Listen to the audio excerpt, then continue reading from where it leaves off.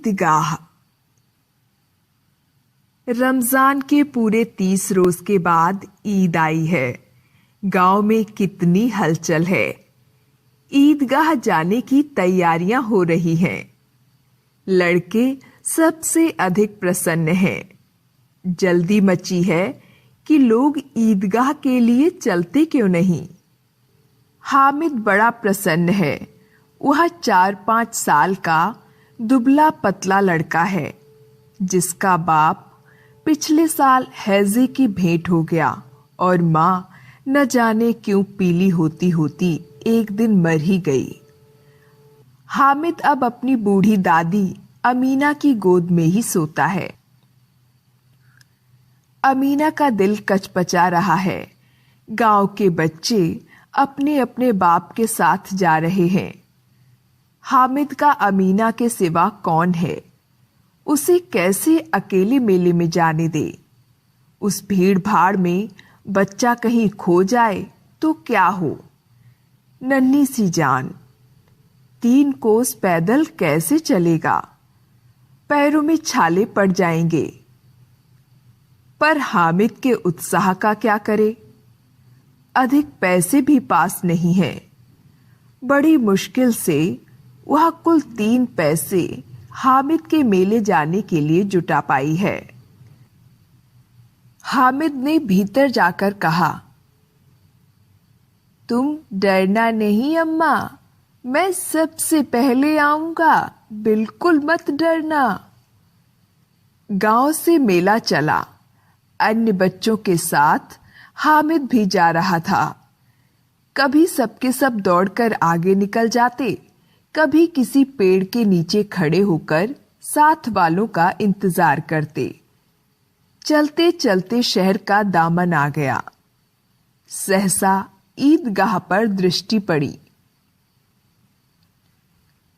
रोजेदारों की पंक्तियां एक के पीछे एक न जाने कहां तक चली गई हैं। गांव से आने वाले लोग भी पिछली पंक्ति में खड़े हो गए। कितना सुंदर दृश्य है। लाखों सिर एक साथ सिजदे में झुके, फिर सबके सब एक साथ खड़े हो गए। एक साथ झुकते हैं और एक साथ घुटनों के बल बैठ जाते हैं। कई बार यही क्रिया होती है। नमाज समाप्त हुई। लोग आपस में गले मिल रहे हैं। बूढ़े और बच्चे सभी मग्न हैं। मिठाई और खिलौनों की दुकानों पर भीड़ जुट गई। खिलौनों की दुकानों पर तरह तरह के खिलौने हैं। सिपाही और मुजरिम, राजा और वकील, भिश्ती और धोबी। वाह, कितने सुंदर खिलौने हैं। बस अब बोलना ही चाहते हैं। महमूद सिपाही लेता है, खाकी वर्दी और लाल पगड़ी वाला, कंधे पर बंदूक रखे हुए। मोहसिन को भिश्ती पसंद आया। कमर झुकी है, ऊपर मशक रखी है। नूरे को वकील से प्रेम है। काला चोगा, नीचे सफेद अचकन, अचकन की सामने की जेब में घड़ी, सुनहरी जंजीर, एक हाथ में कानूनी पोथा लिए हुए। सब 2-2 पैसे के खिलौने हैं। हामिद के पास कुल 3 पैसे हैं।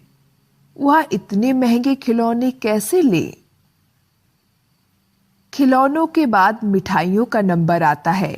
किसी ने रेवड़ियां ली हैं, किसी ने गुलाब जामुन। सब मजे से खा रहे हैं। मिठाइयों के बाद कुछ दुकानें लोहे की चीजों की थीं। लड़कों के लिए यहां कोई आकर्षण नहीं था। वे सब आगे बढ़ जाते हैं। अकेला हामिद लोहे की दुकान पर रुक जाता है। कई चिमटे रखे हुए हैं। उसे ख्याल आया, दादी के पास चिमटा नहीं है। तवे से रोटियां उतारती हैं तो हाथ जल जाता है। अगर चिमटा ले जाकर दादी को दे दे तो वह कितनी प्रसन्न होगी। फिर उसकी उंगलियां कभी नहीं जलेंगी। खिलौनों से क्या फायदा। जरा देर तो खुशी होती है, फिर तो कोई उनकी ओर आंख उठाकर भी नहीं देखता। कई तो पहुंचते पहुंचते